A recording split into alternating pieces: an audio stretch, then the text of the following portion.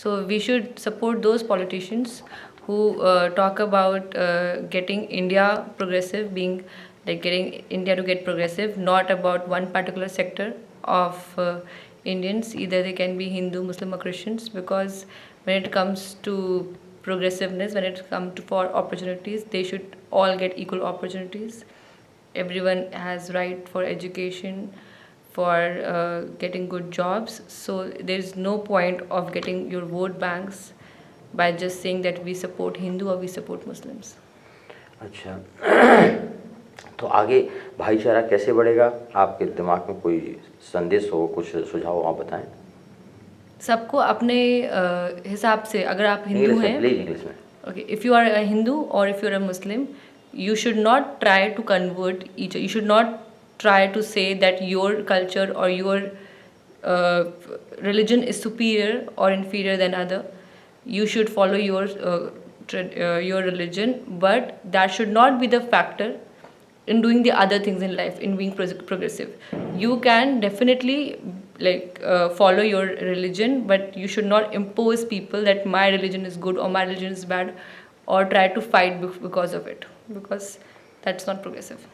आज शाम तो कुछ नहीं समझ पाए, लेकिन ये है कि हम इंग्लिश की जानकारी नहीं है, लेकिन हमें ऐसा लग रहा है हिंदी में इसका मतलब ये है कि चाहे आप हिंदू हैं, चाहे आप मुस्लिम हैं, आप अपना ही जो भी आप हैं, आप उसको फॉलो करें, उसी का जो आपको काम है वो करें। बट उससे आपको ये मतलब नहीं होना चाहिए कि क्योंकि हम हिंदू हैं तो हम बड़े हैं, या हम मुस्लिम हैं तो हम बड़े हैं।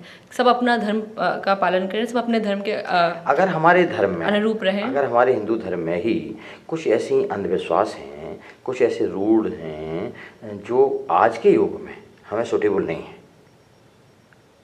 वो मान लीजिए कोई चाहे हमारे रामायण में हो या उनके क्या कुरान में हो, कोई अगर ऐसी बात है जो जनहित में नहीं है, आज के युग में, आज के वैज्ञानिक युग में सूटेबल नहीं है, सूटेबल ऐसा होता है महाराज जी, करेक्शन करना चाहिए। सूटेबल ऐसा होता है कि कोई भी धर्म, चाहे हिंदू हो चाहे मुस्लिम, ये नहीं बताता कि क्या सूटेबल है क्या नहीं। वो ये बताता है कि आप इस तरह से चल सकते हैं, ये कर सकते हैं। वो हमें जीना सिखाता है, जो जीना सिखाता है शांति से। हाँ, कोई जो आप बोल रहे हैं कि हमें ये बोल रहे हैं सूटेबल नहीं है, वो सूटेबल नहीं चीज़ होती हैं ट्रेडिशंस, जो कि आपके बहुत सारे धर्मात्मा जो कुछ बोल के चले जाते हैं। तो आपको सबकी बात ना सुननी चाहिए। अगर आपको अपना धर्म की जानकारी चाहिए तो आप किताबें पढ़ें, किताबें गलत नहीं बोलती। आजकल नेट पर भी सारी जानकारी मिल जाती हैं जी, तो नेट पे जाइए, किताबें पढ़ें, गूगल पे सर्च आप करें। हिंदू हैं तो आप हिंदू की किताब पढ़ें, राम जी का पढ़ें, कृष्ण जी का पढ़ें। आप मुस्लिम हैं तो कुरान पढ़ें। किताबों से मिली जानकारी सही जानकारी होती है, उसका पालन करें। हम तो चाहते हैं कि हमें कुरान की सारी जानकारी है उनका अध्ययन करना चाहिए, और उन मुस्लिम भाइयों को हमारे सच्चे जो ग्रंथ हैं, आज सैकड़ों हजारों वर्ष पुराने, हम इससे जानकारी के लिए हम इससे सहमत नहीं, कोई मतलब नहीं। अगर आप मुस्लिम हैं तो आप क्या कहते हैं, रामचरितमानस पढ़ें, अगर आप हिंदू हैं तो कुरान पढ़ें। अगर आप अपने धर्म की कहानी पढ़ें, नॉलेज के लिए आप पढ़ सकते हैं, कोई ज़रूरत नहीं है। मतलब कोई वो नहीं है कि आपको पढ़ना ही ज़रूरी है। नहीं, लोग ऐसी भावना पैदा कर दी हैं कि हिंदू को कुरान देखना ही नहीं चाहिए, मुस्लिम के अंदर भावना पैदा कर दी है लोग कि आपको हिंदू ग्रंथ देखना ही नहीं चाहिए। ऐसा नहीं है। क्या ये उचित है? नहीं, ये उचित, किसी चीज़ में रोक नहीं लगनी। प्लीज इंग्लिश में। There should be no restrictions to knowledge. You should be able to attain knowledge from anywhere possible, but that should not mean that you would say that there is no comparison between religions.